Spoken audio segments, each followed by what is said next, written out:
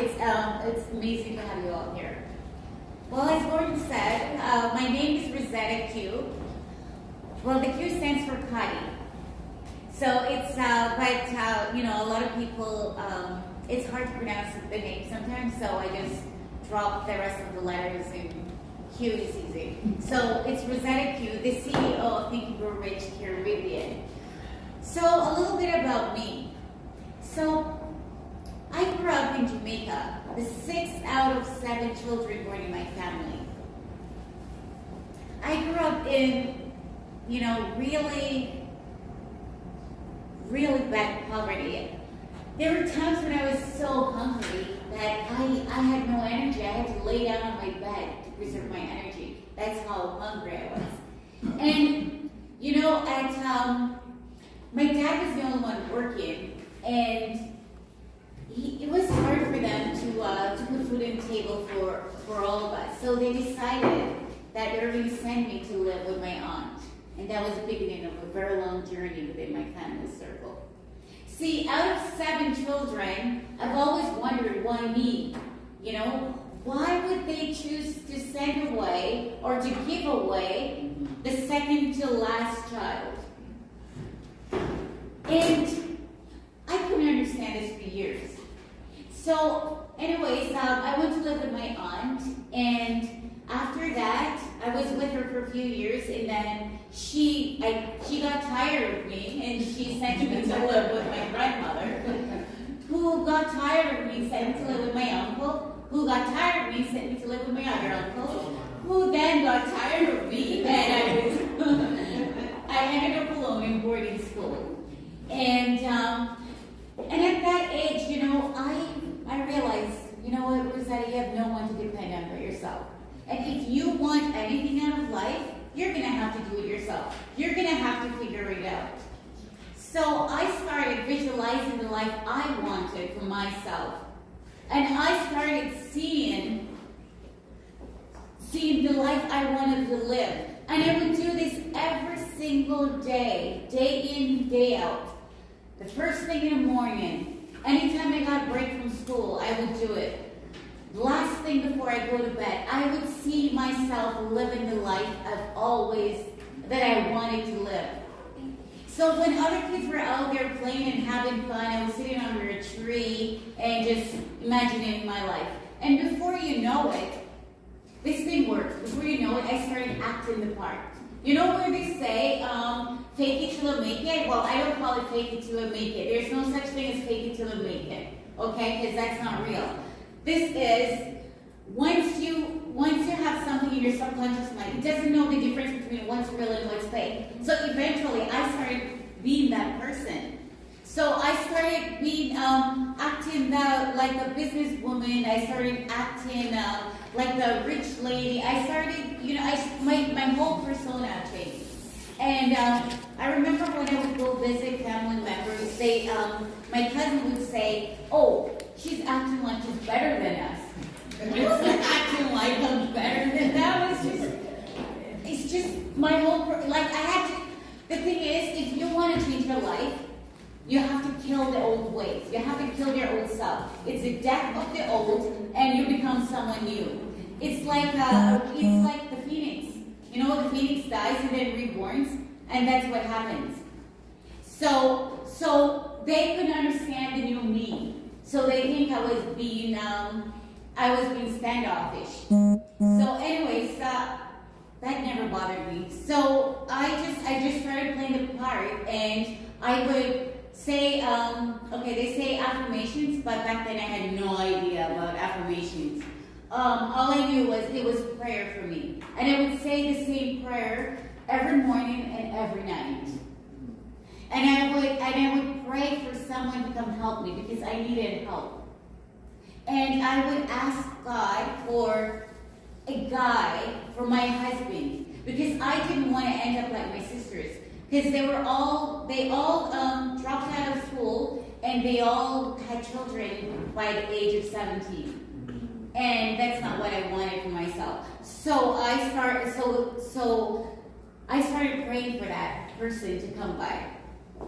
And knowing that God is amazing. if you have faith and if you believe in yourself, the subconscious mind is just amazing, because once you have something and once it's in there, it has no other options but to bring to you that thing that you asked for, or that thing that it thinks it's really happening. So I did get my husband, but I didn't get a rich husband, because I never asked for I did ask for a good God, and that's what I got. I got a good God. So I'm like, shit, Rosetta, why didn't you ask for a rich one? But it's okay, it's because I didn't want one. I wanted a good man that I could build with, and that's what we did. We built our lives together, and everything we have now, we did it together. Now we have businesses in over 6 countries, and we do a lot of investments, and we also do a lot of lending of money to business owners. So we all started from nothing. Because he came to Jamaica from Canada with just a little bag full of clothes, and that was it.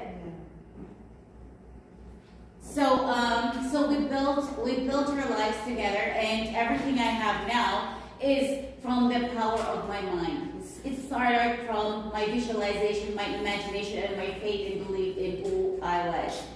Because if I wasn't that person, I couldn't have attracted bad guys. And if I wasn't that person, I wouldn't have believed in myself to go after the things that I wanted.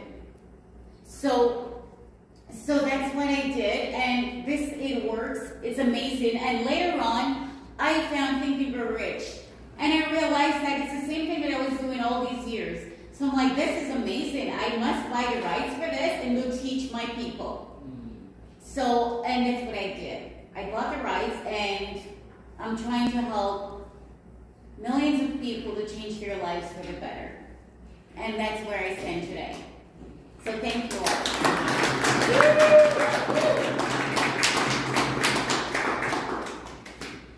So, now that you know all about me, can we just do a brief introduction about all of you, so I have an idea of what we're working with today? We can start from here, if you don't mind. Sure. Hello, celebrity. I'm Dr. PPP. I'm the Celebrity Guru Award-winning author of the book, You Are the Celebrity. I'm the marathon man who ran only 17 plus full marathons by God's grace and God blessings. I'm the Himalayas Guru's climbing the Everest of the Himalayas by God's grace and God blessings. I'm 2+ times Canadian, 5+ times international, Guinness World Records, award-winning author of 10+ books by God's grace and God blessings. Thank you very much. Hi. Okay. So Darren Dobson, president of Tryman Capital, venture capital space investor, bought into the media space. I'm a lifestyle editor for Spencer Magazine. I'm also a YouTuber, both in the charity space is what I can do, and also OFW jobs, bringing foreign workers to Canada. It helps change their lives, as well as let me see, what else do I do? Travel, vlogging. So I'm going to be promoting Toronto as well. And so I'm going to be travel the world, help with charity work, travel vlog, and do YouTube, and help more people. So anyways, that's me. Darren Washington. I'm one of the executive founding members for Ladder for Success, and proud to be one. I'm a transformational coach, trainer, MC, host. I've been around many countries in the world helping people out. I do a lot of event galas. I do a lot of performance singing, and I'm a gifted facial reader. So thank you very much. Thank you. So people in the back can see me. Sorry. My name is Chibin. I'm a lawyer in 3 countries. I'm a retired deputy judge. I'm a writer. My book that you will see I wrote is sitting with the Terence's desk. And anybody likes to read my book, let me know. And I got a new appointment recently. I'm Terence's advisor. Hey! Thank you very much. Hello everyone, my name is Raja Handel. I specialize in creating passive income. I help men and women to create generational wealth while designing a better life. Thank you. Thank you. My name is Ravi Karanathan. I used to work for the government of Ontario for 20 years. Then I became a realtor for the past 4 years now. I'm enjoying that. That's it. Thank you. Well, if you want to buy a house.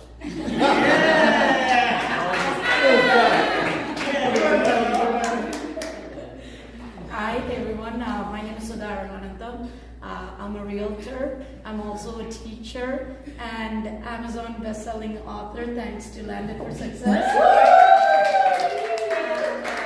I just love growing and networking and meeting wonderful people like you all. Thank you so much. Thank you. Hi, my name is Sharon. I actually did my job as a regional manager at a Fortune 500 company and embarked on my entrepreneurial journey. So, if you want your dream house built, talk to me. Thank you. Thank you. Beautiful young lady. Introduce yourself. 30 seconds. Introduce you. Hello, I'm Sanjukta Das, and I'm the founder of a women's organization that supports women in business called WINGS, Women's Initiatives to Nurture, Grow and Support. And I'm an ardent fan of Gordon and Jay, and that's why I'm here today. Hi, my name is Jay. I'm a LinkedIn coach with Landed for Success. If you wanted to use the AI tools to grow your LinkedIn, talk to me. Hey, what up? Hey, I'm Gordon, one of the co-founders of Landed for Success, and I'm just here to learn from those sentences. Just have a good time with you guys. Hi, I'm Naveen Chauhan. I'm building a master's level psychology practice in the areas of rehab and industrial organization. Thank you. I'm going to stay seated. It's Patricia Lynn Stokes, and I'm from Kingston, and I love coming to Toronto. So hi everyone. And I work with children and families, human trafficking. I do everything that's fun besides that because it doesn't sound very fun. But yeah, and I'm here. So here I am. Good for you. Hello everybody, my name is Candy Williams. I'm the founder of Women Champagne and Real Estate and also Cripple Smart Chicks, where we get to help people get educated on where the future is going. I have a big affinity for women. We have a huge campaign donating children's and ladies' shoes. I really believe firmly if we give a person a pair of shoes that it can change the world. Hi, my name is Pamela Geiger. I'm a best-selling published author, thanks to Jay and Gordon again. I am the founder of Create a Life You Love, and I have built a life on helping others also create a life that they love. Rosetta, thank you for speaking about your story. It is somewhat similar to mine in the way that I manifested my thoughts, and I became what I wanted to be, and I made my dreams come to fruition. I didn't wait for it to happen. I'm here to listen to you, and thank you for coming and doing this presentation today. Hi guys, my name is Chibin, and I'm in real estate now, but I'm a dentist from India. I tried becoming a dentist here, but it did not work with the kids and stuff, so I'm like, okay, let me switch a little bit of my profession. So I landed in here. I'm new, but I love being here, connecting with you guys. Thank you, Sudha, for giving me this chance to be with you guys. And I love your story, and it's amazing. And I love to connect and network with people. Thank you so much, guys. Hi everyone, I'm Sharon Mohammad Chibin. I'm a scientist and engineer working at the University of Toronto. I'm a community programs manager at Mothers in Science organization, where I bring in changes in workplace policies such as like maternity leaves, childcare facilities, and all these kind of requirements for moms who comes back to work. I also try to express a lot about mental health and postpartum depression through my pageant platform. And I'm here to connect with a lot of beautiful and amazing people here. Hi, I'm Classy Canagan. I'm an electrical engineer by trade. I work as a software engineering manager, leading software application development, multiple industries, I guess. I do a lot of coaching and self-mentoring for youth in STEM, especially I focus on female in engineering and science, and I work with a lot of universities and colleges and high schools. So that's it. And I'm Hi, I am Mohammad. So I am founder of the 10 Years Networking. So I'm a beginner from here, so that's why I would like to join it for success. So thanks for everything. Thanks.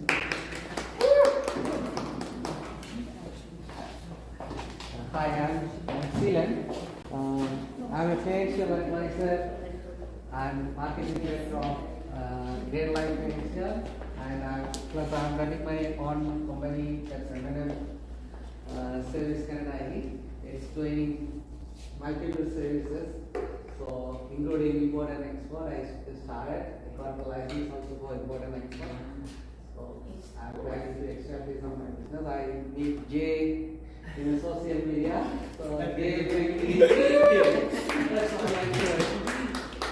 Thank you, guys. Thank you so much. Awesome. Guys, thank you so much. Could you guys do me a huge favor? All right, so I didn't realize we were going to have all these paparazzis here today.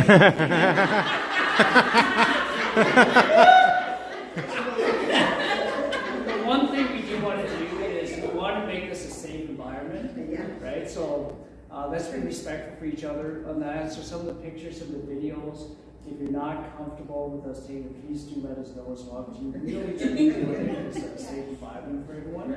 Okay? Did I say that right? Yeah. That's why I really see this should be.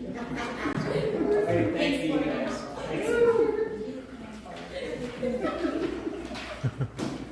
Hey everyone, do you see this piece of paper? I want you guys to take 2 minutes and just write as much as you can on here. And then we'll just move on. Here, just 2 minutes. I'm going to set a timer.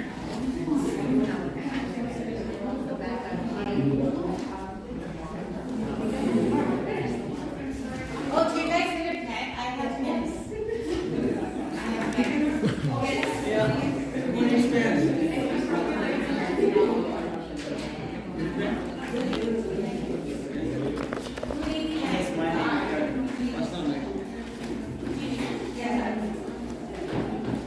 Do you need a pen?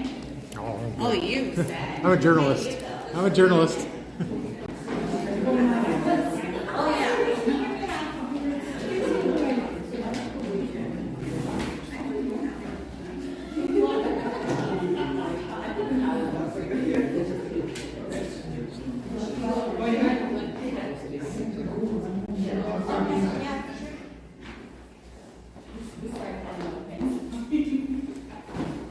Yes,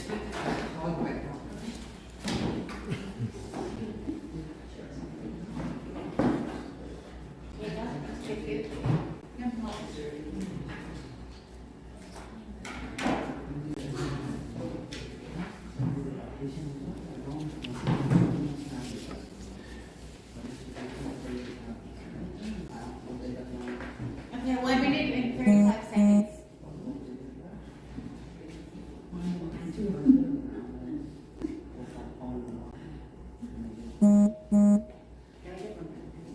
Oh, you have it there. Oh, pen? Do you need a pen?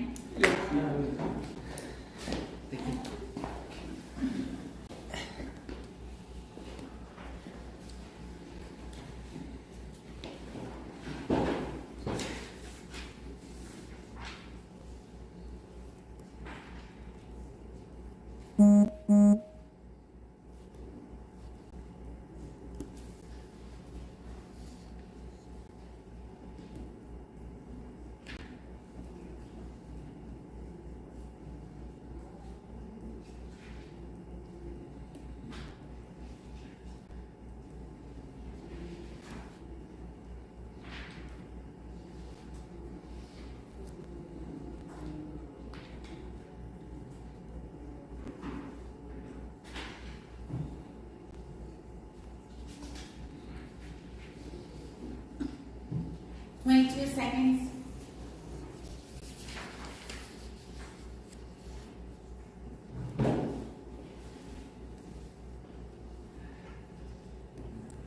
Ten.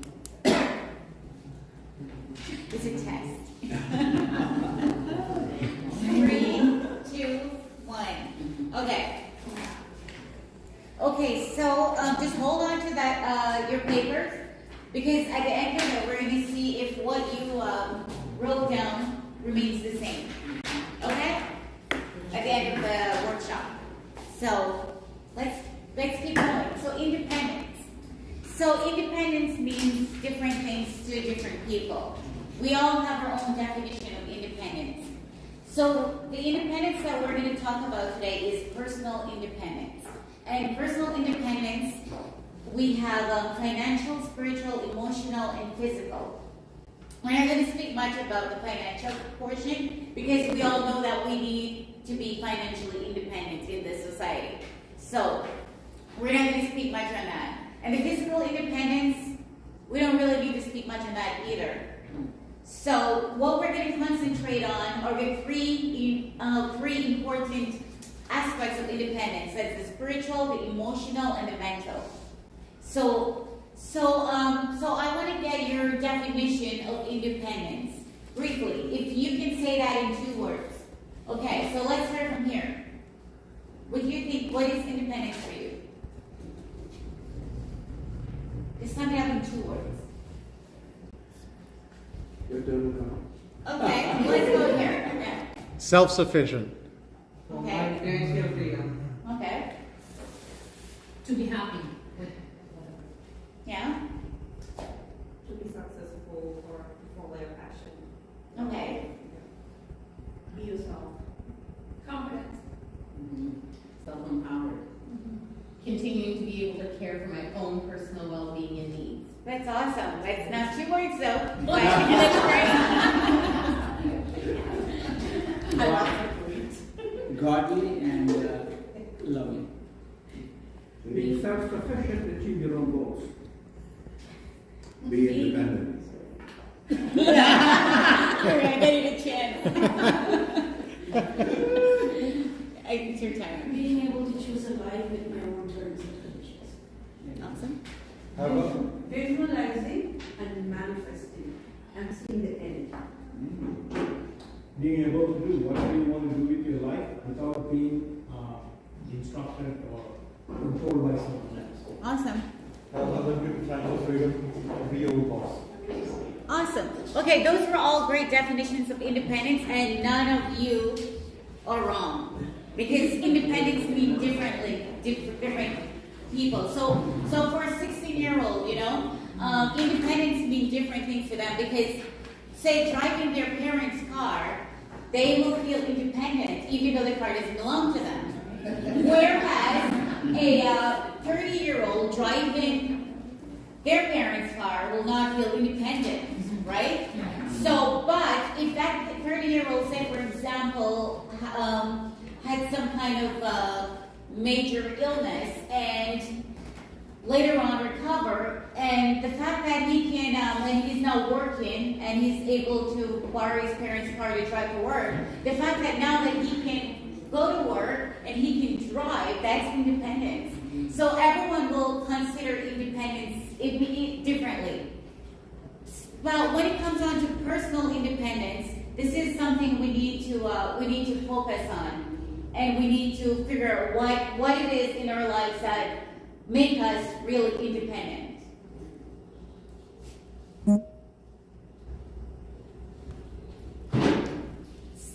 So as this says, the personal independence is trusting and relying on yourself, and you know that you don't have to rely on anyone else for anything.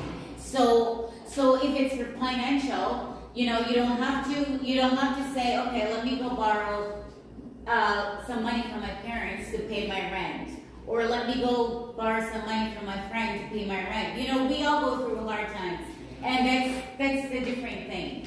But mostly, independent is you're able to take care of yourself, you're able to sustain your own needs, and you're able to make your own decisions without being influenced by other people.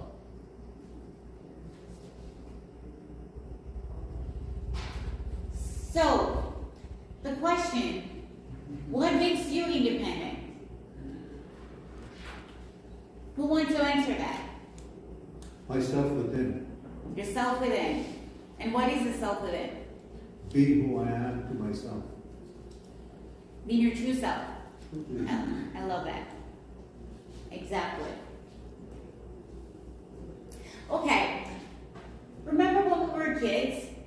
We all had dreams and aspirations, didn't we? We could dream and we could build and we wanted to, we wanted to be, I remember at one point I wanted to be Supergirl. I wanted to fly, we all had that when we were kids. We all wanted things and we all said, oh, we're going to do this, we're going to do that, we're going to build this, we're going to do that. But then we got older and what happened? That little girl or little boy that was in us that had all these dreams and all these hopes just vanished. Why?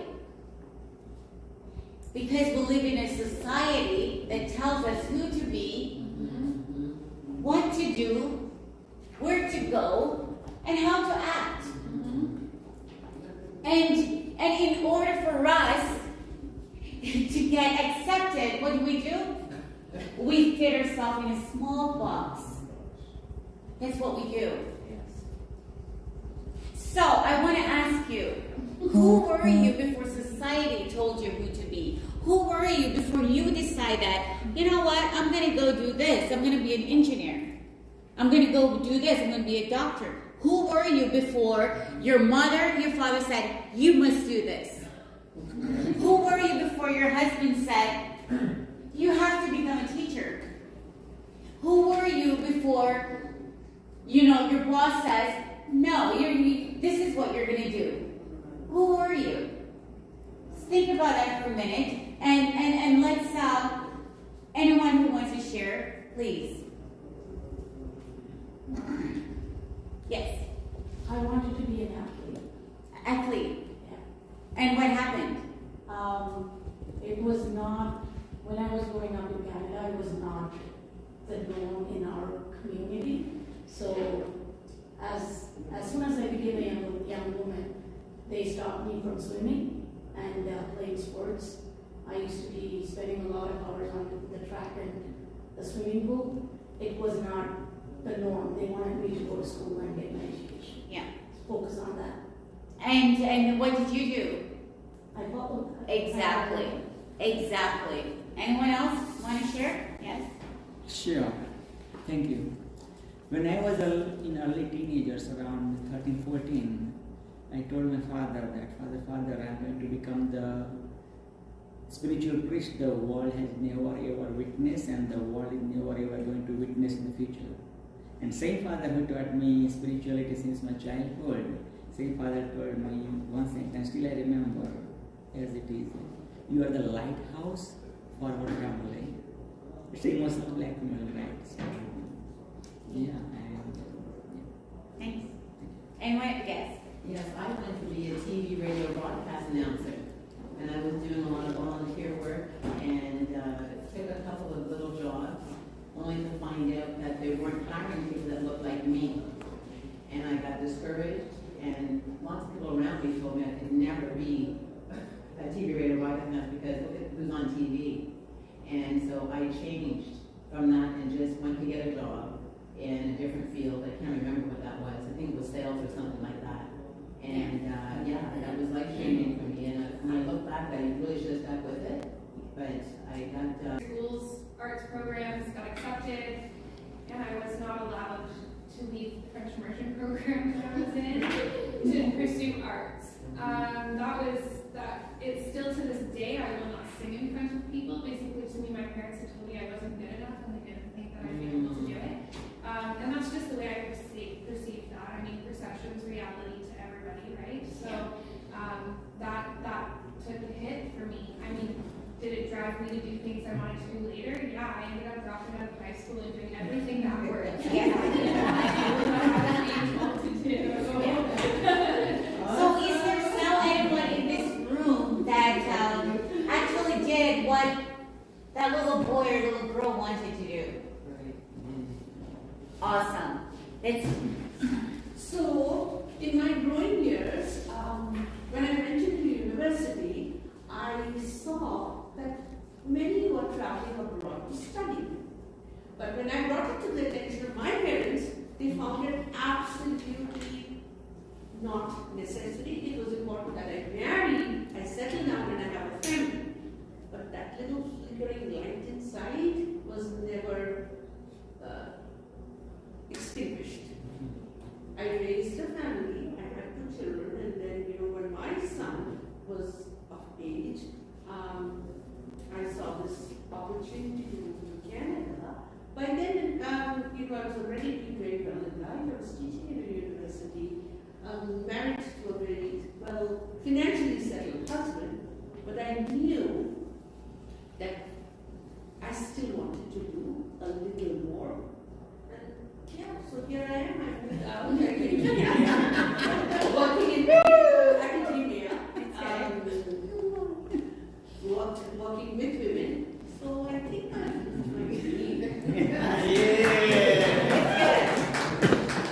Well, not too many of us can say we're living the dream that the little girl or the little boy wanted to. And some of us, yes, we get back to that the dream that the little boy and little girl wanted, but before that could happen, we fit ourselves in the box. Because it's just part of society, it's just part of what life is. So because of that, and because we try to fit ourselves in the box and we mask all the feelings and all those different things that we wanted to do, we put on all these different masks. And before you know it, we put on a mask, and then we put on a mask or 2, 3, 4, and before you know it, we've lost our identity. We've lost who we are as a person. And then our new identity now becomes what? Reality. Our job titles. The mother, the wife, the husband, the doctor, the lawyer, the rich guy, the rich girl, the poor man, the beggar, whatever, the fat girl, the skinny girl, whatever, whatever we can hide behind, we hide behind that so we can get accepted and so we can feel somewhat some kind of self-satisfaction.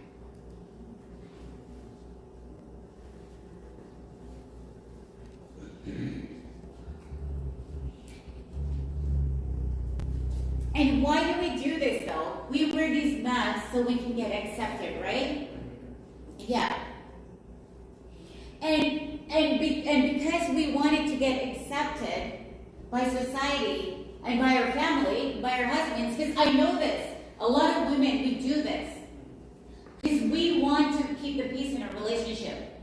We want to keep the peace with the husband or the mother-in-law and, and different people in the family. So we pretend.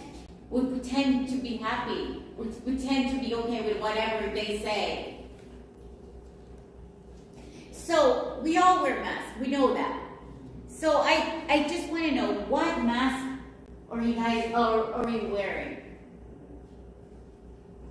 Anyone want to share the mask you're wearing before I get into it? Because we all wear masks.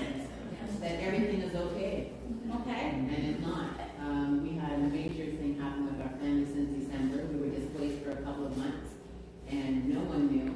And I had to show up for the people I work with and the people that I work for in different spaces, and they had no idea that we had. You're laughing, smiling, yeah. You show, yeah. And the masks are very fashionable. So Yeah.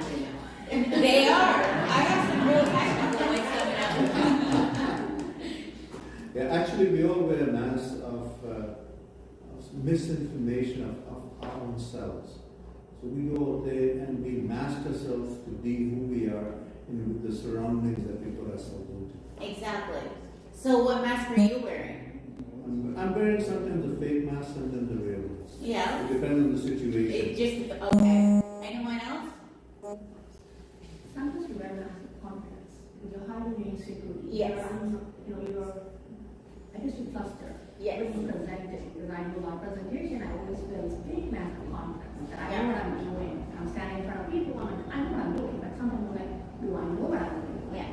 I'm afraid somebody's going to fail, but in front of 100 people, 100 people reporting, we always say, we will succeed. So we always wear that fake mask of confidence. Yes. To push people to the role, to yes. the position. When you always wearing that fake mask for conference, you're reliable, you know what's going on, you're all together. But Definitely. Thank you guys for sharing. I'm going to play this, just 1 second here. Can you guys hear? This is a surprise. Yeah, how do you turn the light off? Just 1 second, I'll pause it. Can we turn off this light? Please? Yeah, just so we can see the screen.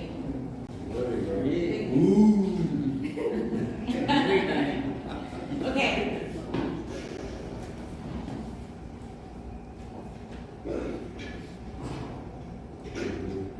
This is a surprise. The next gun? That I'm ready. I want to go to bed. Maybe in a few years.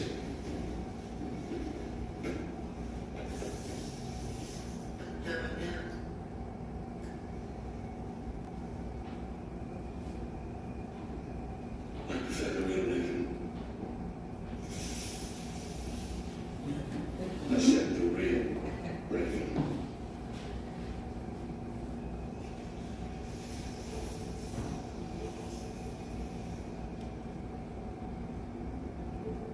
Perfection.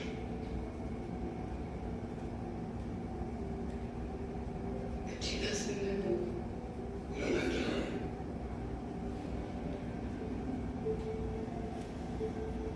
I never looked at a tiger and thought we ought to cover it up. What an exquisite creature, eh? Can the volume be raised? All your life, you want to try to tame you. It's time for you to be free.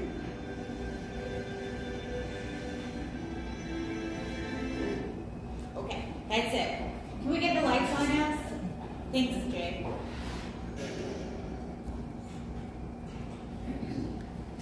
Okay, so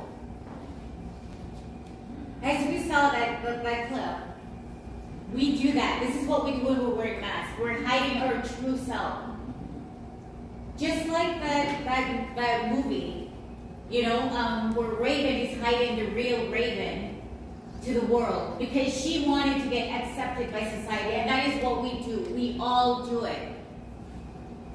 So whether we think that, we're not attractive enough, so what do? We go to plastic surgery so we can get acceptable by society. Because, society says only blondes are pretty, so we go change our hair color. Patricia, no one can.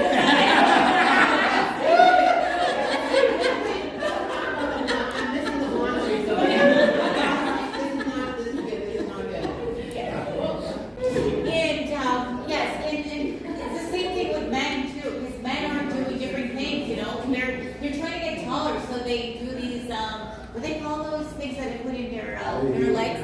Yeah, so we all do that. We all wear all these fake masks so we can fit into society. So we do that. We trade in our reality for a role, acting like everything is fine when it isn't.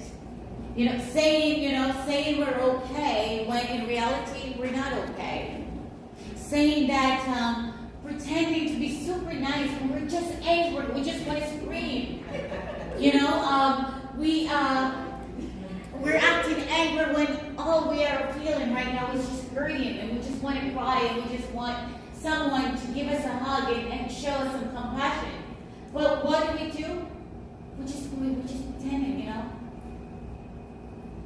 Because we think that if we pretend to be what that person wants, then it's okay. And then we'll feel good. But for how long? Temporary gratification. How long does it last? 5 minutes? 2 minutes? 10 minutes? An hour? 5 hours? And then what? We go home? And then we go to a bathroom and start crying?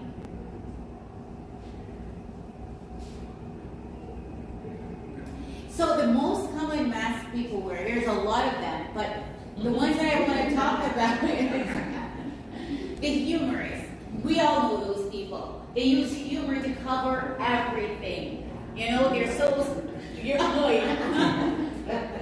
Well, it's okay. Well, we're going to work on that today, aren't we? Okay, good. So they use humor to cover up everything, and they're sarcastic. But the thing is, with the humorists, it's hard for them to have really meaningful relationship because they don't want to. They try to avoid confrontation. So they will charm their way out of anything. They're really good at charming their way out of everything. Just so you know. So then the other one is a self-basher. We all know those. You know, because the self-basher thinks that if they bash themselves, if they criticize themselves, then, you know, they can do it before someone else does. So they call themselves names, you know, they go on and on about the worst thing about themselves, and then when if anyone else says anything about them, they'll be like, nah, I beat you to it, you know. And then we have the control freak. We have a lot of those, don't we? In this room? Yes, the control freak wants to control everything. You know, no matter how much we think that we're in control, we're not in control. We're never in control. The only thing we're in control of is our actions and our reactions to things. That's the only thing we can control. Because we can't control how others feel. No matter how we try, no matter how hard we try and how nice we are, or how mean we are, we can't control anything outside of us. So why are we trying to control things? Has anyone ever tried to control anything outside of them and it worked? Show me your hand. When the kids were little, when they were little, kind of, you know, they didn't really think that much. Yeah. Yeah. But that's it. That's it. Well, yeah. I was there for 5 minutes. Exactly. I used to tell my son that fish was chicken to get him to eat it. So, how long do you think that lasted? A couple times, and that's it. We can't control anything. We only can control our reaction to things. Then, the people pleaser. I know a lot of people pleaser. They try to please every single person. And it doesn't matter how much they're hurting and how much that person is hurting them. They will not say anything. They will not do anything. Because they do not like confrontation.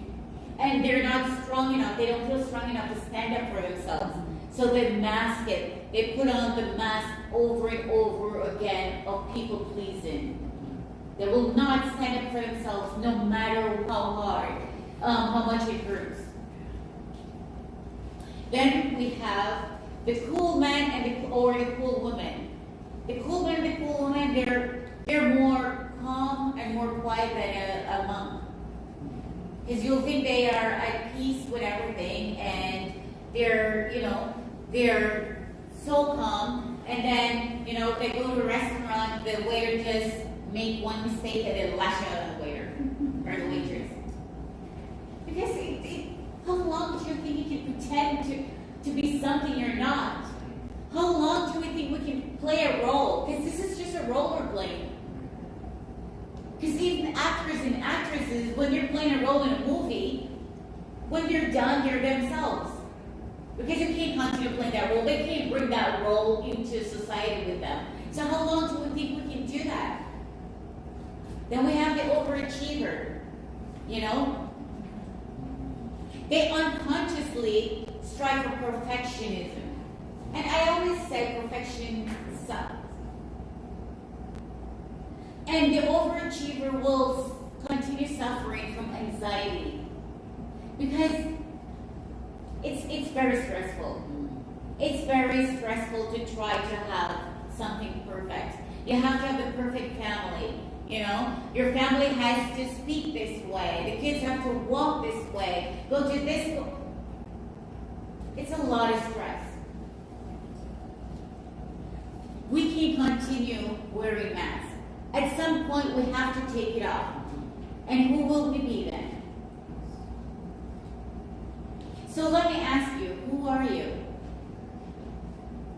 Who wants to tell me who they are? Let's start with you.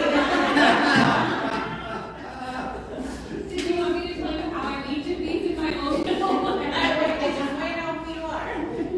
I'm an overachiever, a people pleaser, and a control freak all at once. And I have to work very hard to take those masks off. Sometimes it's like, whether it's in the shower or the hot tub at night or somewhere where I'm on my own and it's like, that's enough. What are you going to do? How are you going to do it? But this isn't working right now. So let's go back to the drawing board and figure out what we're dealing with at that point in time and whatever's going on. Thank you. Thank you. Anyone else? Yes. Consciousness. Consciousness. Awesome. Anyone else? Are you asking who am I physically? That depends on your answer. What do you think? Who do you think you are? I just think that I'm part of this big universe, part of this very, very big energy. Physically very limited, but my mind is so huge that I can be anywhere, anytime. But yes, physically I'm very limited, but in terms of my other aspect, I am part of this. Awesome. Anyone else? Yes. So when I take the mask off, I'm still, I'm a very fun-loving girl. Just like to have fun and do everything. Actually, I'm lazy by self. I don't like to actually achieve things work too hard, but just to put that fake mask on, I'm an overachiever. I like everything perfect, and I like, you just say, and I take challenge very personal. So for example, I'm an engineer, because somebody told me I was grade 5, you shouldn't be an engineer. Because that's what I wanted, because I wanted to thinking things. And they said, when I was grade 5, you can't be an engineer. So I said, I'll show you. So I became an engineer. Yeah. But in reality, I didn't know what that art was up to me. I would do something fun, artsy or something, but I didn't know. So off my mask, I'm a very at home, lazy girl who wants to, kind of fun and think about magical things and think I can make magic at home. Doesn't want to see people work with people. That's kind of person I am. I'm thinking about my work, my future or something. But yeah, that's who I am and I keep my mask. Anyone else? Yes. I'm actually a drifter of my own vision. Absolutely. When I was young, my father wanted me to be an engineer, my mother wanted to be a doctor, and I just wanted to know technical stuff. Then you grow up and you get married, and then you get led into a different direction. But it's always been an aim to do something for myself. But that's why my vision is to do something, but the drift pulls me apart. That's what happens. Yes. We need to change that, don't we? Absolutely. A little bit of all of the mentions above, overachiever, overthinker, that's not on the list. There's a long list. I haven't go through Such an overthinker, a people pleaser. One of my friends asked me yesterday, we were just having a conversation, and I said, my mind, I always feel very detached. Sometimes my mind is very complicated, but to the core, I feel like I'm such a simple person. I go with the flow, I love to have fun. But if I were to answer that, who am I? I'm still trying to figure it out. And you know what? That's okay. At least you're aware of that, and you can work on that. But the thing is, when you don't know and you pretend you do know, that's putting on another mask. And that's what we do. It's because some people have 20 masks on, and it's hard to remove masks. It's hard to remove those masks. And even if you take one off, you still have another 19 to remove. Okay, and then there's aspects of your life. Sorry if you don't mind me interrupting. Yeah, no. At random. It's like I went from being a single parent, an entrepreneur. I did all of my own things and owned all of my own things and did everything on my own, to buying a house with my best friend and blending our families, and all of a sudden I had to throw throw on all kinds of masks. I didn't know who I was supposed to be anymore because I swore I would never ever be with anybody ever again. So to try to do the whole amalgamating household. So as your life changes, sometimes your masks start to pile up. And I'm going through a period right now where I'm now again trying to pull them all off and be like, okay. But that's good though. At least you're working on that. The problem comes when people are not aware that they're wearing masks, and that's why there's a lot of people that are stuck in their lives. They're stuck mentally, emotionally, and spiritually, and some physically. Yes. You know, it's a real challenge because I feel a Whitney Houston song coming. I'm every woman. You know, because in business and building relationships, and when you think about NLP training, we're molding ourselves sometimes the person that we're working with and having conversation with. So I am everybody. Does that make sense? It does make sense, yes.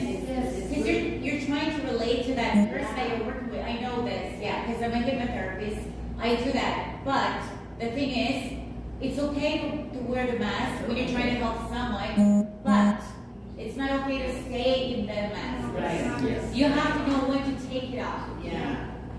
So when you're doing what is a professional relationship, you need to play that role. You need because if you're in a business meeting, you can't put a stay-at-home mom with mask on. It doesn't work. No. So it's okay. You have to put on the mask that's appropriate for that circumstance or that event, and then remove it. Yeah, it does become a challenge for me in lots of ways because, like you heard me, I'm a mom of 3 and I still make $100, but I'm very independent in the spaces that I work. People would never know that. I can pick your husband lunch, and I'm like, I'm a boss, and here's my everything. But the good news is you're aware. And awareness is the key to removing the mask. Because once you're aware, you can know that, okay, this is the end of the work day. I'm going to be me now.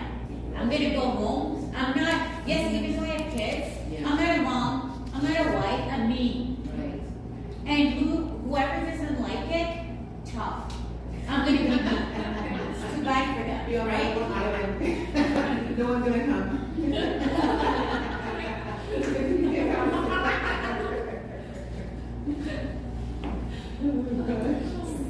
So we weren't born with masks, we put them on. And we put them on to avoid really being seen. But then, as we said earlier, who are you when the mask comes off? Because eventually we have to take it off. Eventually we have to stop playing that role. And who do we become? Who do we become when the thing that we're hiding behind is gone? Because we've been a wife for so long, and then the husband divorces us. Right? Right? We've been a mom for so long, the kids are gone to university, they don't need us. Right now my son is like, I will see you when I see you later.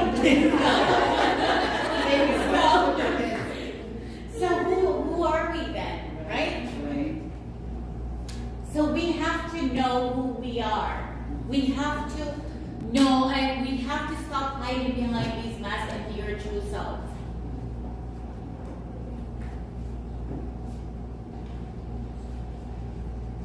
So we have our outer authenticity, that's what you see, and we have the inner authenticity.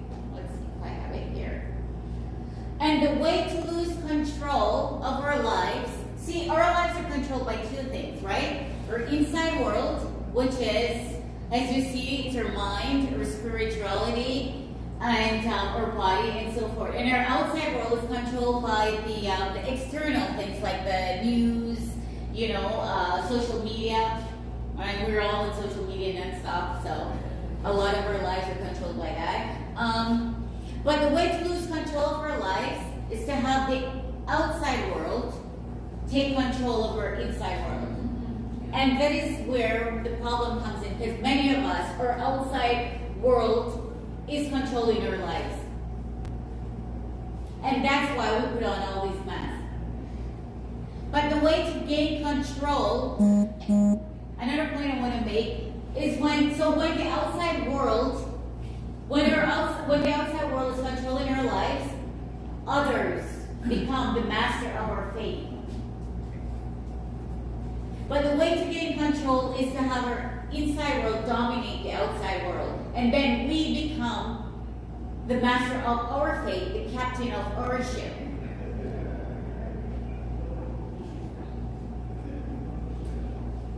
So, before I get into that, let's stand up and stretch, and then we'll talk about our 4 faces.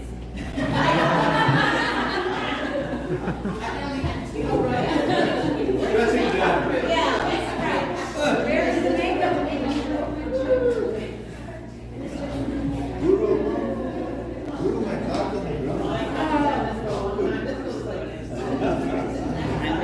Now it's going in your pocket. Are we all awake now? Yeah. All right. Okay. So, we didn't do this at the beginning. Usually, at the beginning of a workshop, we take like 30 seconds to connect with each other and to show appreciation to the universe and to each other for to show gratitude. So, can we just do that before we begin our conversation on the 4 faces? So let's just take 30 seconds and quickly show gratitude for one another, to the universe for having us all here and safe and sound. Okay, let's do that. After 3, no. After 3, we'll just personal gratitude. It's okay. Thank you.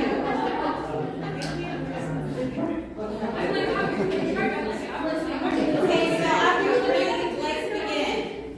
1, 2, 3.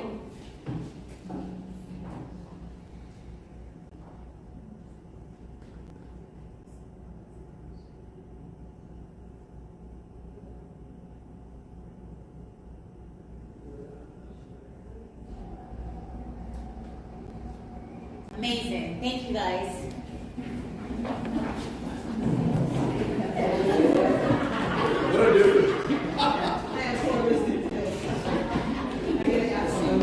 Okay. So before we get into our 4 faces, I know this is a little bit creepy, but I want you guys to turn to the person beside you and tell them something that you see in them that they don't see themselves. Because sometimes other people see things in us that we don't see in ourselves, but it has to be something positive. I'll go first. I see a beautiful soul. You're welcome.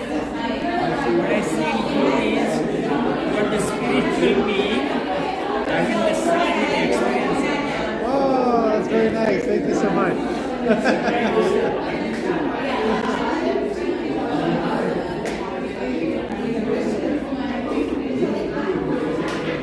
Okay, so after you say something positive, I want each one to repeat back what it's in I am.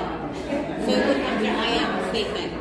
So I'm going to say, you'll have a very kind man. Then you're going to say, I am kind. Okay? You have a beautiful soul. Yes, I am beautiful soul. You are the spiritual being having the celebrity experience. Oh, I'm the spiritual being having celebrity experiences. Excellent. That was a little more complex. Well, it's always good. I always enjoy surrounding myself with positive people, happy people, healthy people. No room for negativity. I love the way you're turning 30 seconds speech. So passion. Thank you. We're done. Okay. I'm out.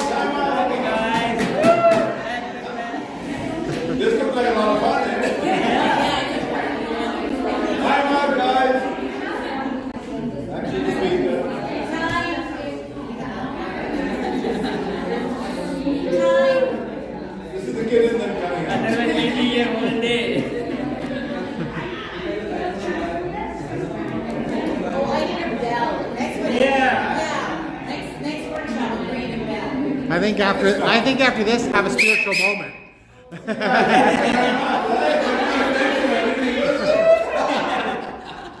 Thanks, Guru.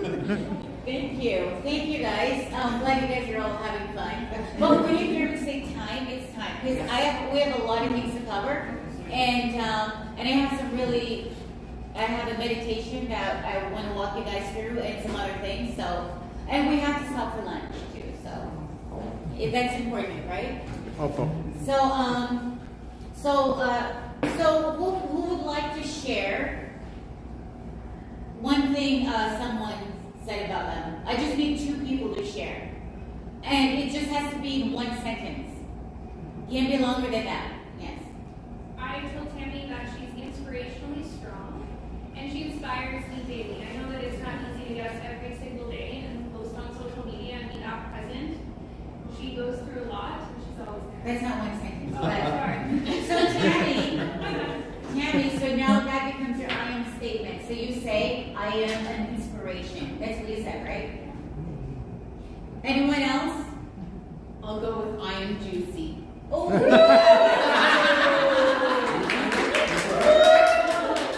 awesome. Anyone else? Just one more person wants to share? I am? Okay. I'm slow and authentic and I speak from the heart. So I am authentic and I speak from the heart. That's awesome. Thank you. That's great. Okay, so I call this our 4 faces. That's just what I call it. I'm not sure it doesn't matter if you agree with it. I call it 4 faces. Or we can call it the 4 aspects of who we are, if you guys prefer that. Okay, so our 4 faces are our physical, what you look at, or spiritual, that we're aware of, or emotional, and our mental. Look at that. So our physical body. So our physical body, it must be allowed to be free. The thing, we're not going to spend too much time on here, but I just want to say, the problem with a lot of people when they live in the physical is, when they live in the physical, what becomes them is greed. Because they just want more, and they still strive for more. And it doesn't matter how much money they have, they still want more. If you ask that person, are you rich? They'll say no, even though they have millions of dollars in the bank, and they're still working harder. They're still working, 18 hours a day, because their whole concept, their whole life is based on just the physical aspect of themselves. And they don't understand that there's more to life than just the physical. So they just keep wanting more, and therefore their life is out of balance. Okay, so now let's talk about our spiritual self. We have a guru in here. That's right. So feel free to jump in whenever you like. So do you guys ever feel like, there's a different part of you that just has the answer to whatever problems that you're going through? And just sometimes we can't seem to reach it, but we know it's there, but we can't get to it. Yes, that's your spiritual self. It's that little quiet voice saying, I'm here. I want to help you. Listen, tune into me. And a lot of people aren't aware that, of that aspect of themselves.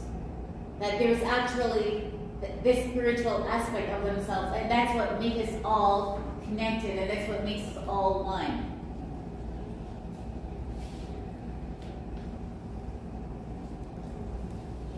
And so our spiritual body is our connection to God, universe, source, whatever you want to call it. Doesn't matter what you want to call it.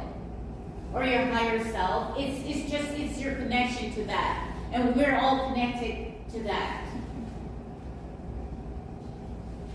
And many people aren't aware of that part of them.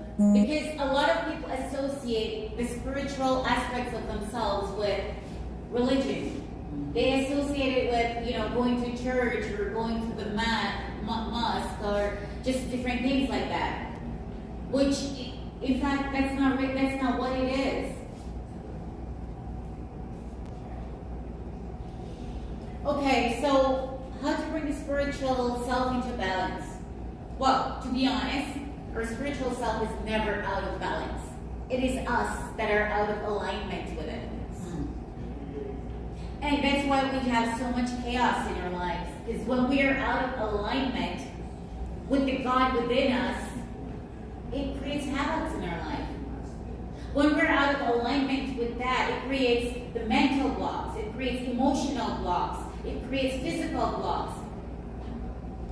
And we have all kinds of problems in our lives because of that.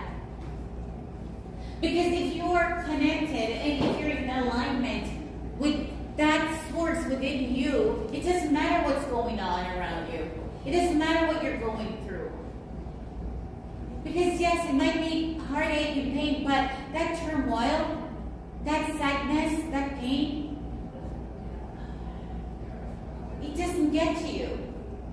I'm not sure if any of you are aware, but I just had a kidney transplant. And I went through hell. But while I was walking through hell, it didn't bother me. Like, I didn't even feel like I was going through hell. But I was told I was going through hell, so I was going through hell. I didn't like to tell you, And they were like, you're sick, even though I didn't feel sick and I didn't look sick, so I was sick.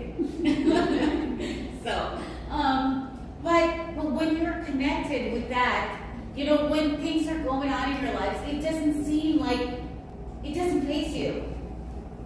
I had my transplant and I had nurses and the doctors walking into the room asking me if I just had surgery.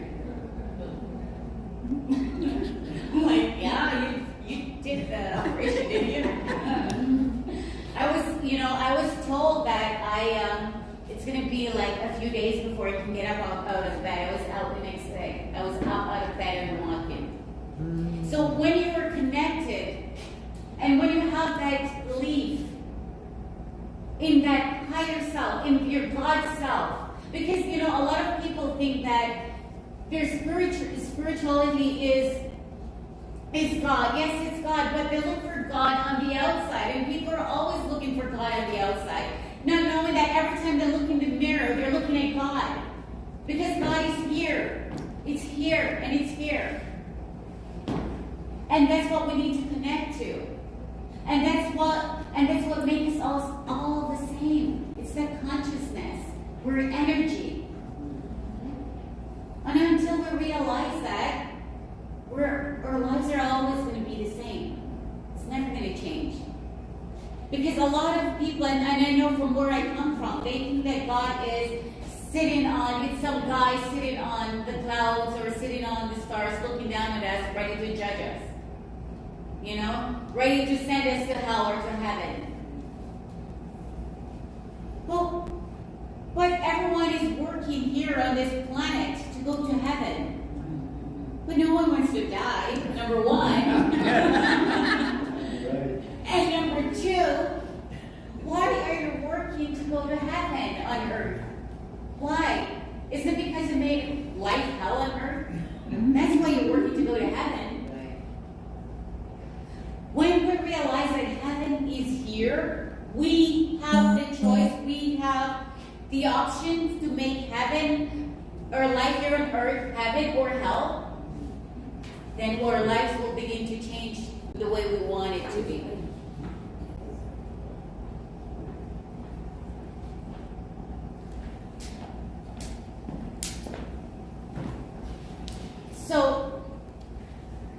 So one who is connected to themselves has three choices here.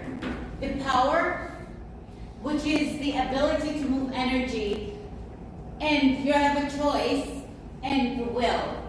So with power, you gotta understand power is not force. And a lot of people try to force things. When you say to meditate, I know this, when I started teaching my son how to meditate, he sits there and he's like, going. Because we try to force things. And that's what we do with everything in our lives. We try to force it. It's like sometimes we tell, it's the same thing that we do with our relationships, or business and everything else in our lives is we try to force it to where we want to go. It's like taking your dog for a walk and the dog wants to go over here, but you want it to go there, and you're pulling. Have you ever seen those people that are still pulling their dog and the dog is going in a different direction? Yeah, I carry him. Yeah, but we do that with everything because we try to force things, and so power is not force. So know the difference between that. And we all have that power within us to create the life we want. We all have that power within us to have the kind of relationship that we want. We all have that power. And we all have a choice. As I said, we can choose to have heaven here, or we can choose to make it our hell. That is totally up to us. We make choices every day. We can wake up in the morning and choose to be happy. Or we can choose to ruminate about our past and with all the bad things that happen to us. We can choose to blame others for us not being successful. Or we can say, you know what? It's my life, it's my choice, and today I choose to be happy. Today I choose to live the life that I want. Today I'm going to go after my dreams. And we can create that with our will.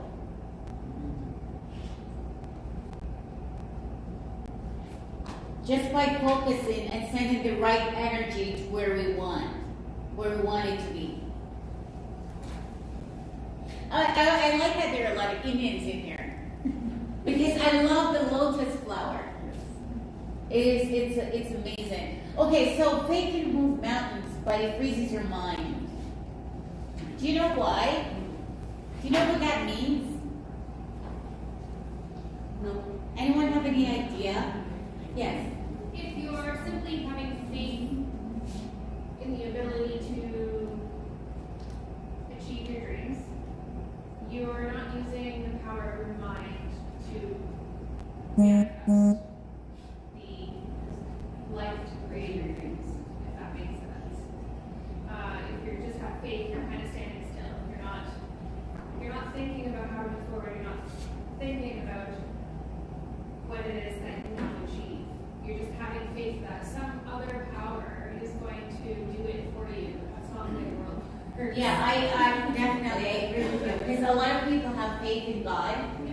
They do, but they don't have faith in themselves. Right. And that's why they cannot achieve the things that they want. Because for some reason they're praying, oh God, do this, help me with this, and this, and this. But honestly, God is not going to come down from wherever you think He is or she is and hand it to you. It will never happen. It's like, how are you going to help yourself? So faith can move mountains. If you have the faith within you, right. You can make anything happen. Mm-hmm.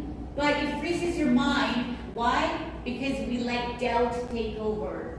Because doubt sets in, and doubt is the cause of more failure than anything else. And I do a demonstration on my cruise every time, but I didn't bring the things to do the demonstration. But it's just basically shows you how faith, how your life is moving with faith, and then I'll use a thing of soap that signifies doubt, and then it gets that thing to sing. I'll do that next time. So the lotus flower in India grow in the dirty water. We know that, right? Yeah. But what do you think that is? It grows in that dirty water, but yet it's so beautiful. Why did the dirty water consume it? Why does it let the dirty water consume it? Anyone can tell me? I want to say the frog means something to look forward to. I'm just putting that in there. So just consider this society, the world. This is our dirty water. This is our marsh. Right? And we live in that. But why so many of us, unlike that lotus flower that blooms and blossoms in the dirty water, why do we complain? Oh, it's my mom's fault why I'm not successful. Oh, it's my brother's fault, why I'm broke.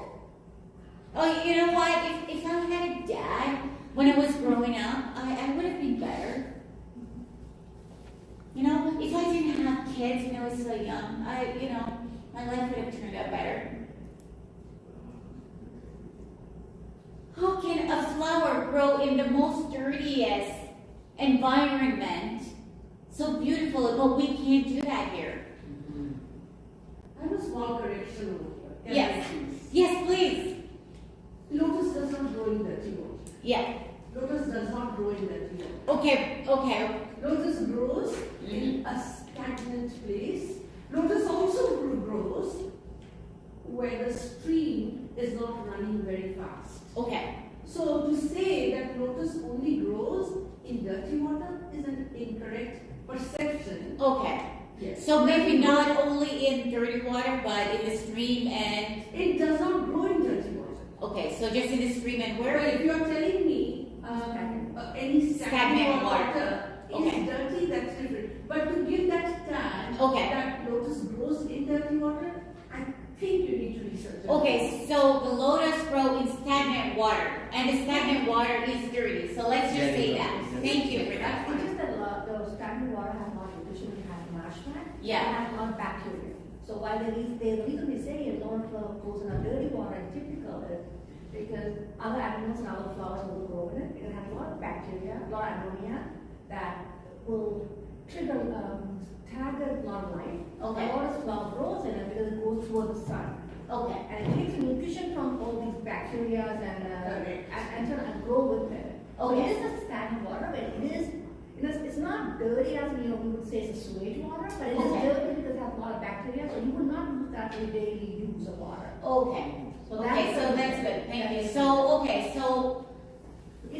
bacteria water. Okay. It is not clean. Yeah, it's not clean water. Yeah, so the American term it is dirty water. Yes. But when you look at like South Asian Indian term, it is not dirty because when you say dirty, it's sort of associated with sewage water. Sewage water. Oh, I see.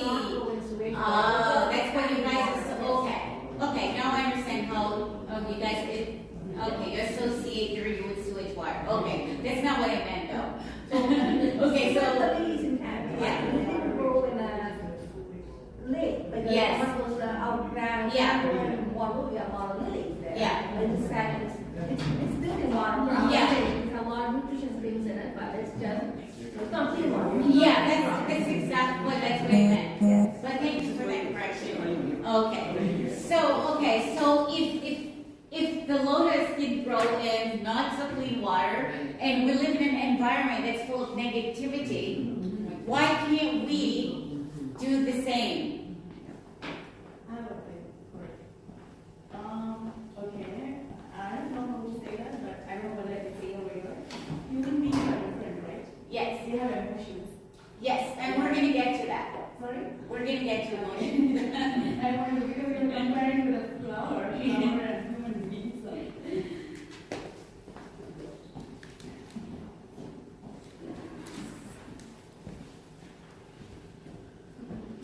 So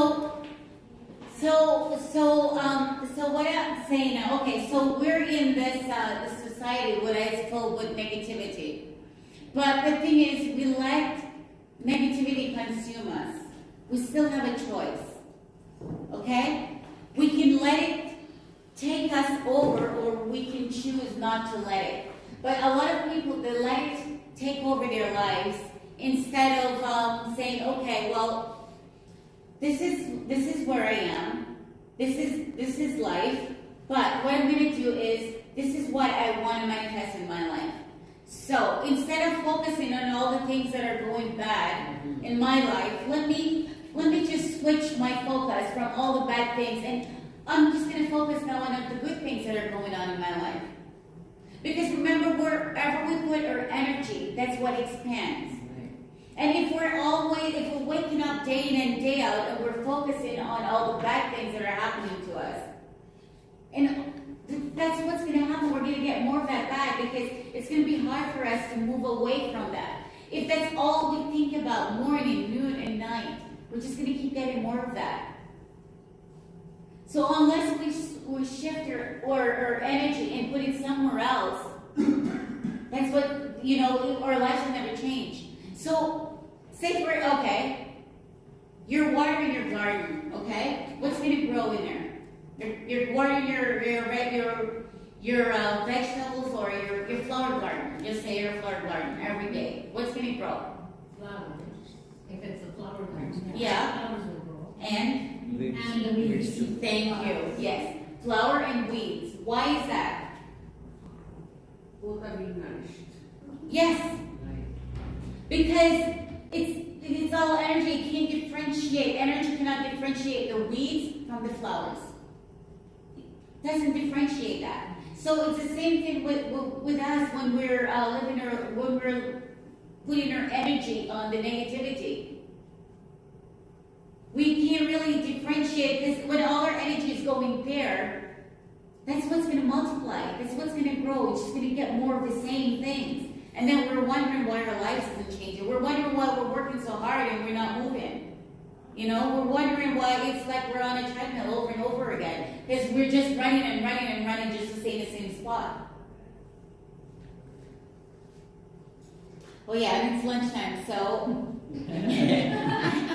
I see. I like this quote from Buddha though. It says, I don't want to go to heaven. So if I'm wrong again, please. I know there are a lot of Indians in here, and I like that. So if I'm wrong, please. I don't want to go to heaven, he said. I'm beyond all suffering. Wherever you put me, I will be the same. Let me go to hell where the people are suffering so I can help them. Talk about a free man, right? That's free. Because a lot of people think that, if they're in a bad environment, they can't live a fulfilled life. They can't be free. They think it's the environment that they are in that's the reason for their suffering.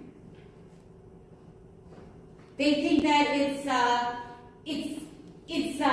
the circumstances, it's the events that happen to them why they are the way they are.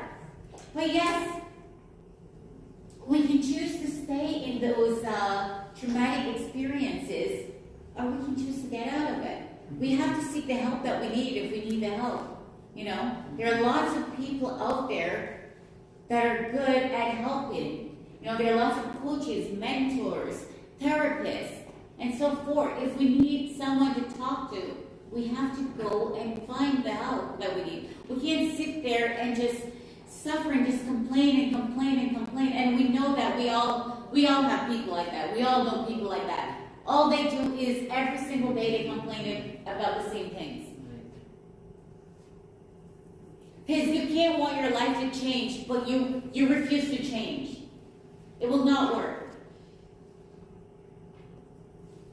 So with that said, Gordon's waiting. So let's go get a lunch break. The food's not here yet. I thought you said the food was here. So the food's here, but there's more coming. Oh, there's more coming, so I keep going there. Okay. Sorry, guys.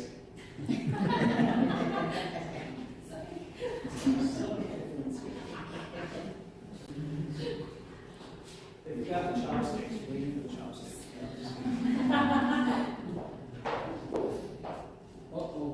So we were taught that, did it change? Why go, It went down. It went down? No, that's it.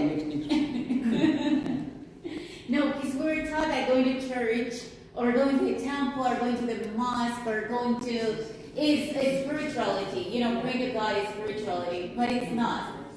It's just survival. Because, most people, what we do? Most people, because I grew up in the church. So I know what happens in the church. We go to the church and we pray, dear God, help me with this. Dear God, give me this. Dear God, give me that. Dear God, give me this. Dear God, save this.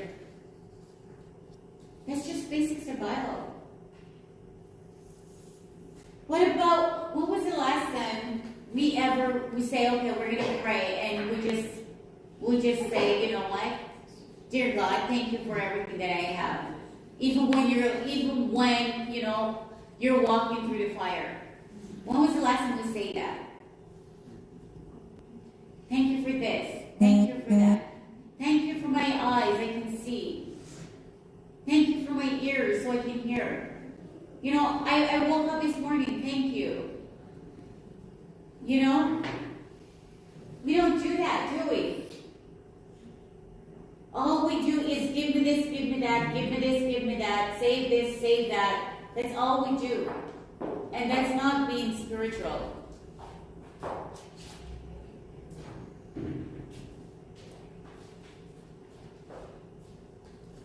So, for me, spiritual means if you're beginning to experience something beyond or physical. And for Guru, do you want to add anything to this? Because I'm sure you have something I'm sure you're something better than this. You're doing amazing, really. You're a spiritual being having the celebrity experiences. Spirituality asks 3 questions. Who am I? What am I doing? Where will I go? Now, almost all the religions of the world basically answer these 3 questions asked by the spirituality. The way I understood by God's grace, who am I? I'm the spiritual being having the celebrity experiences. I came from the celebrity creator. I'm the celebrity, you are the celebrity, you came the celebrity creator. Whatever the name you say for the celebrity creator, Rama, Buddha, Allah, Jesus, Vaheguru. What am I doing? The way I understand this question is, I'm the celebrity myself and awaken the celebrity all over the world. You find out the answer of second question, first question, or third question. Where will I go? I'll go back to the celebrity creator where I came from. Whatever the celebrity creator, you will. Simple. And again, thank you so much for giving me this opportunity. But you're doing amazing, right? Thank you. Thank you. In your previous life, you must be born in India. Maybe. I actually like the culture, so. Okay, so spirituality is a mental dismantling of your physical surrounding. So I know we're going to be taking a break soon, but there's something I want to do before. And as Guru says, remember we're a spiritual being having a temporary human experience. And we have to be so powerful if we're here on this earth. Because, in order for us to be here, we have to forget who we are. So we have to forget who we are to come here just so we can remember who we are again. And that's very hard. And in order for us to get here, we have to go through a lot of trials and a lot of, troubles. Because, so many times when we're going through hard times, we pray for God to take it away, or we wish it would never happen. But the thing is, it's through those hard times that we develop our true selves. It's through our hard times that we know our true strength. Martin Luther King Jr. said, people are like tea bags. They don't know how strong they are until they're put in hot water. And we have to be put in hot water for us to connect to that source within us, for us to remember who we are. If we're not put in that hot water, we'll never change. So never pray or never wish for the troubles to be taken away. Never pray, never wish for your life to be easy. If your life was just an easy sail, it would be boring, wouldn't it? If every day you wake up and, nothing is happening, what kind of life is that? So never pray for your troubles to be taken away or, for any of that things. Just pray for more strength, more compassion. So you can go through the things that you're going through, so you can become the person that you're meant to be.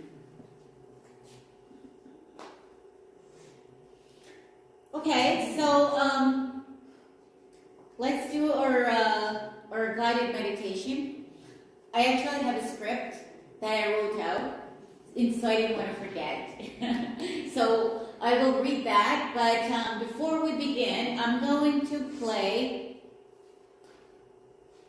the kaleidoscope, which is not working here for some reason, so I'm just going to go on YouTube and find a different one, and I'll play it. But what happens is, why I use this, I really like this, because it kind of put you in a little bit of a trance state, because when you're in trance, what happens is your analytical mind, we were getting rid of the analytical mind, so you can't say, oh my gosh, this can't happen, oh my gosh, that can't happen, because, you know they always say analysis paralysis, because we analyze everything, and this is what happens with our minds. It's just how it is. So I like to use the kaleidoscope to help us calm our mind, and just so we can stop thinking about analyzing what we're about to do. So I will find one here. Just a sec, and then just give me 1 second.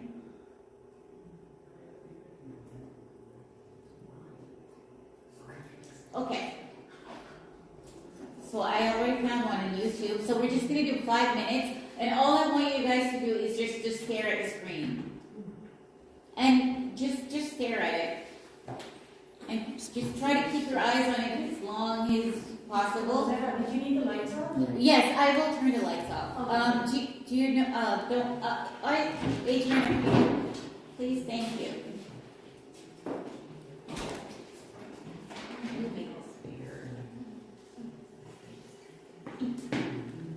So bottom right-hand corner of this slide. Nope. No? No, I'll show you. Yeah, show me. It's not getting bigger. Oh, there it is. Thank you. This one might be better one. Yes, this is what I was looking for. Thank you. Okay. So let me know when we're ready here. So all I want you guys to do is just stare at this, and at the image, it's going to count down. And once the countdown stops, just close your eyes, and let's just try to connect with the power within us, the God within us.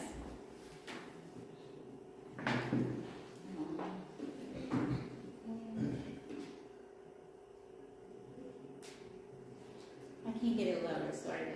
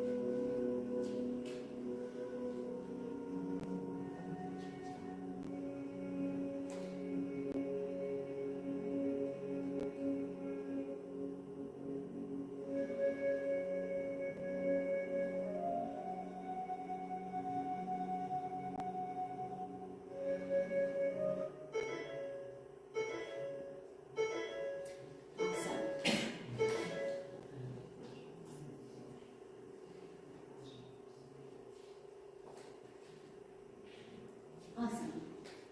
Now just close your eyes.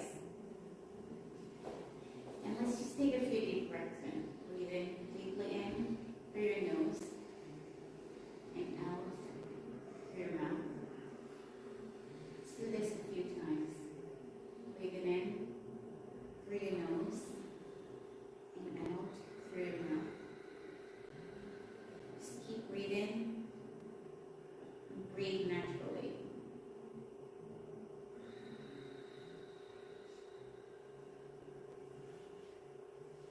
Nostril breathing. Just keep breathing in through your nose and out through your mouth.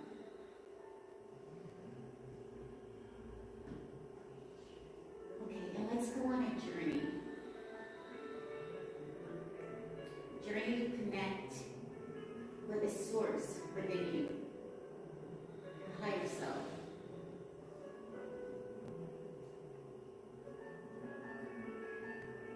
Now, I just want you to imagine walking down a path. I don't know what this path looks like. It will look different to each of you. But just know that you're safe on this path. You love this path. You're safe here. So just keep walking down this path. And up ahead of you is a house. The house where your higher self resides in. And as you get closer to this house, the feeling of warmth and love starts rushing through every single cell and every single fiber of your being.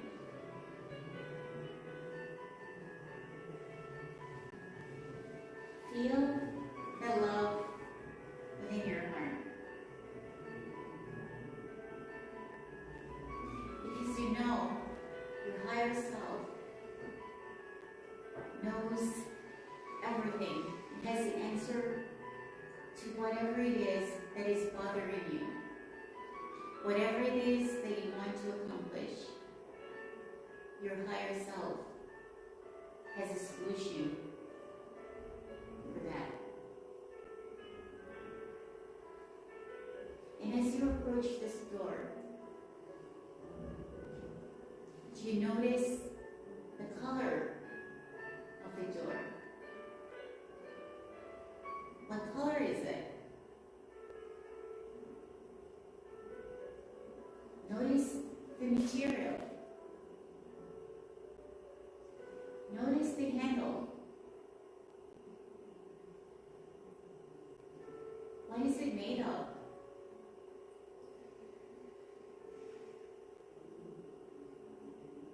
And as you get closer and closer to this door, the feeling of love and knowing expands in your heart. Brings so much love and light to you. You're so safe here. You feel so happy here. You feel so loved and so at peace.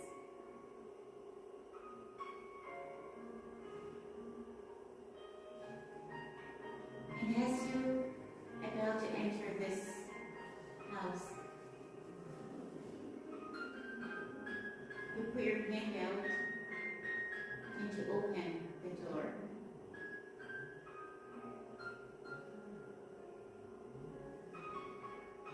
To go ahead now and step into this house.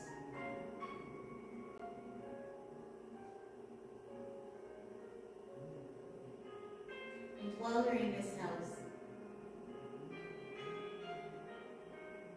your heart opens completely.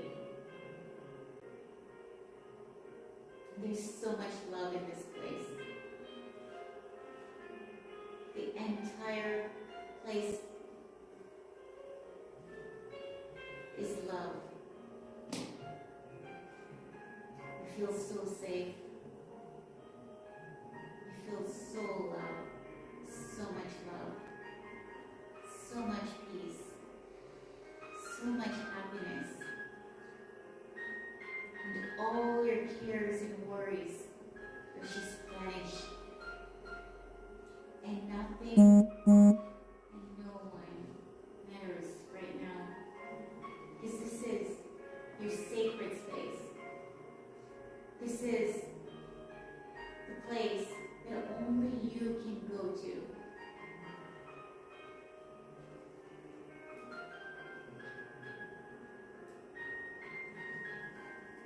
And in this place,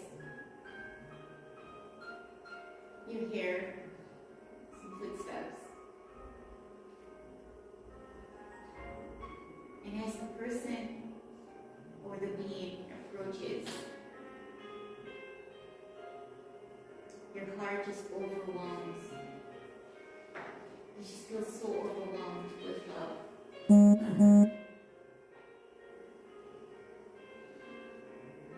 And your higher self embraces you.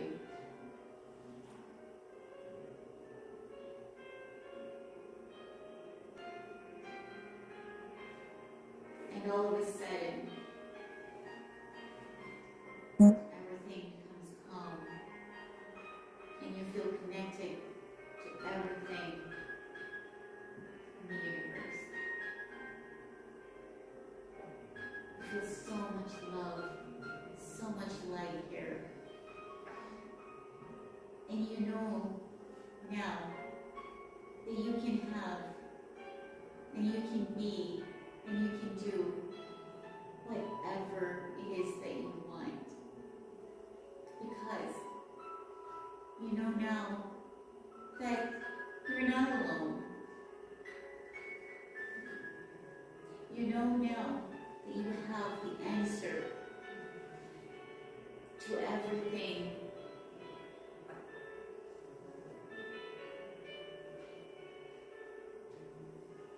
That fills you with joy, with hope, and so much happiness. There's so much love in this house.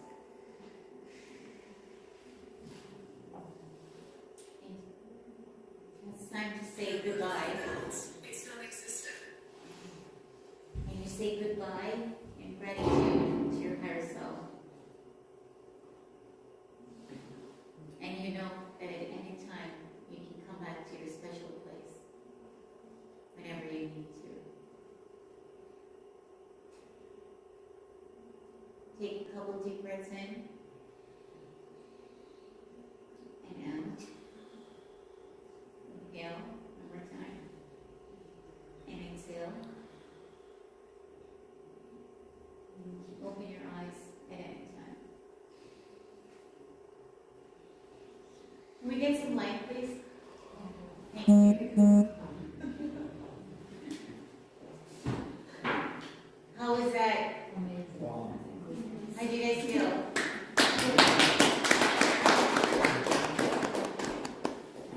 Anyone want to share your experience? Anyone want to share? Well, I was crying. You were crying? I was crying. Did you feel the love? Yeah. Yeah, it's amazing. Yeah. Yes. I was standing by the waterfalls. Oh yeah. Throwing the water, playing the water. That's awesome. Very good. That's awesome. Very pleasant. It's good. Awesome. Now we're going to take I think it's lunchtime now, so we're going to go take a break and then we're going to agree, come back here, develop it. How long is lunch? Yeah. 10 minutes, 15 minutes? This we're actually benefited behind. Yeah. First of all, what do you guys think so far of Rosetta? For sandwiches or traps, let's come back in 20 minutes. Even if you can bring your food here, we kind of have to work for lunch, is that okay? Please check out Rosetta's new game. It's not even launched. And how many of you guys played this earlier with us? Right? Thank you very much with Rosetta. Thank you very much for the Institute. And I think Rosetta today, you're going to give it to them for 50%? Yes. Off? Yes. I twisted her arm, so if you guys want to get this, you get it for 50% off. And how many of you guys enjoyed what Rosetta just taught? Okay? We want to do like more of these in Durham, across the city. Super thank you for you and Terrence all the work you guys helped put together this. We want to get some testimonials, okay? So if you are comfortable in giving a 30, 60 second testimony, your experience with Rosetta's event, and why somebody should come to the next one, right? Because we want to help as many people as possible. During the break, we're going to do some video testimonials, and we're going to give away, so we're looking for 5 testimonials. We're going to give away 5 copies of your books. We've got Sharon, Sutha, Pamela, in case I missed somebody, who are actually authors and then for success, so we can maybe get some of the authors to autograph this for you. Okay? So thank you so much for your work.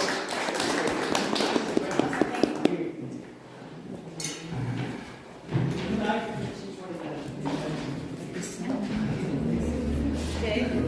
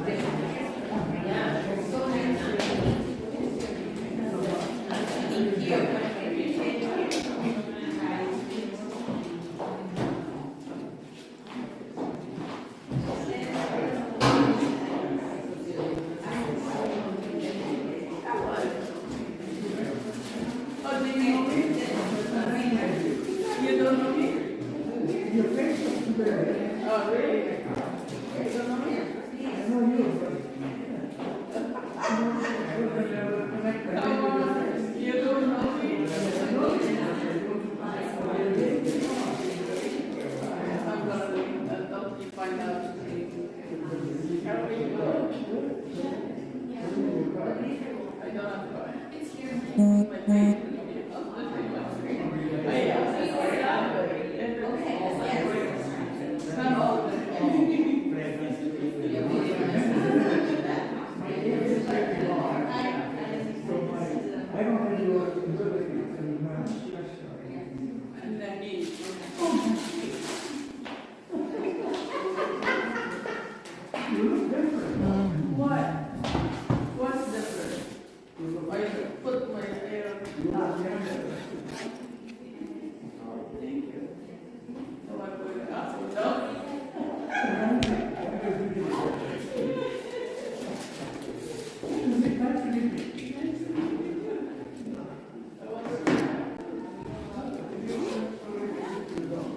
Autograph, please. Oh, thanks. Nice. Look at this. This is awesome. Thank you. So that's for you. Your autograph, please. Oh.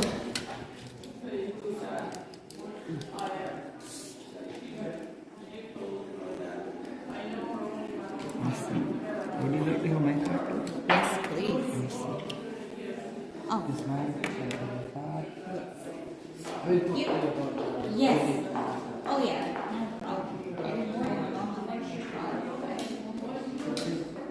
AJ, go get. You want to go grab? Yes. You want to grab something to eat? I don't know. Let's gotta see what's out there. Yeah, I'm gonna. Yeah, please. My signature changes every single time. Thank you. Thank you. This for you. Oh, this is awesome. Oh, is this mine? Okay. Okay, thank you. You're welcome. So my contact info and everything is there on my pen too. As well.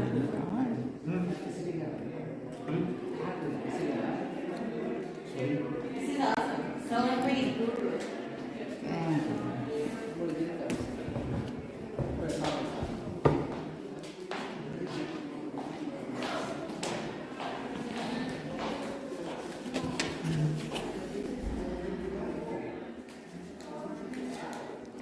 You're still videoing everything, huh? Gonna stop it now and redo it again.